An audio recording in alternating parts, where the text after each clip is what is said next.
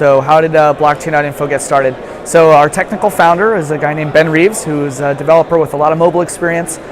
Built an app by listening to the Bitcoin Talk forums.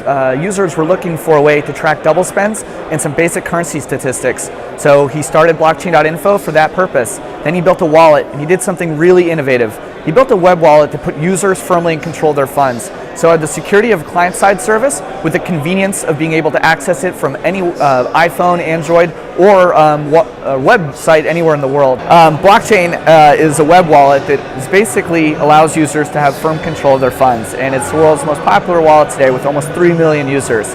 What's really interesting about it is we immediately open sourced all the software, so anyone could come and study how it worked and understand that blockchain was not holding custody of user funds. This built a large amount of trust.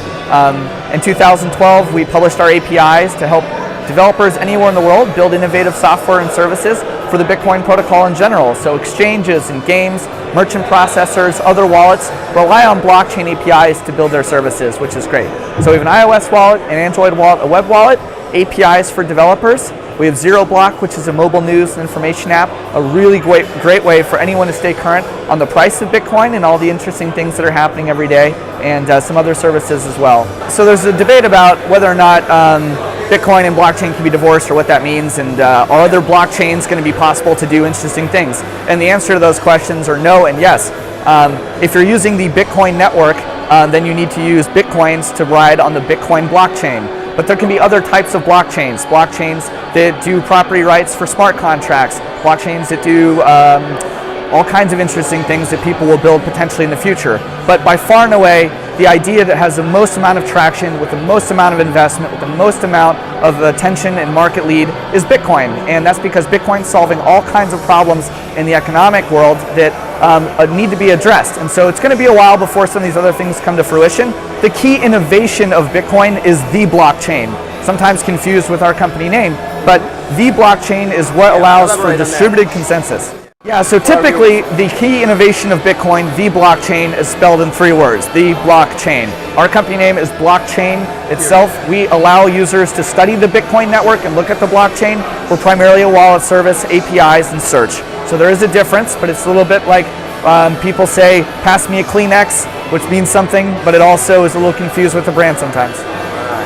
But we want people to be saying, check it on the blockchain. We think that's going to be the phrase of the next century. And it's going to mean something for financial transactions. It might mean something for all types of other types of transactions as well. So very excited.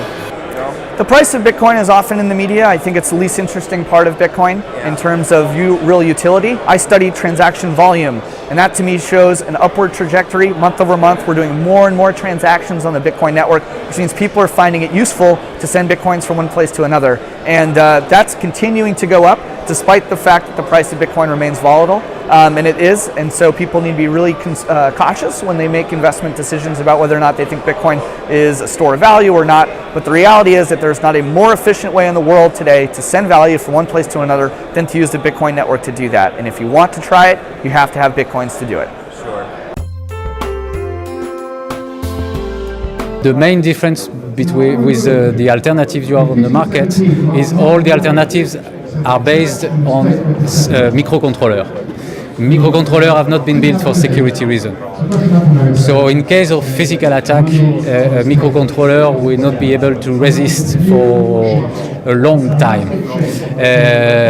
Meanwhile, smart cards have been built for this. And normally, even if you have a good hackers with the needed knowledge and the needed tools, you will need weeks or months to break your smart card. So you will have enough time to recover your Bitcoin.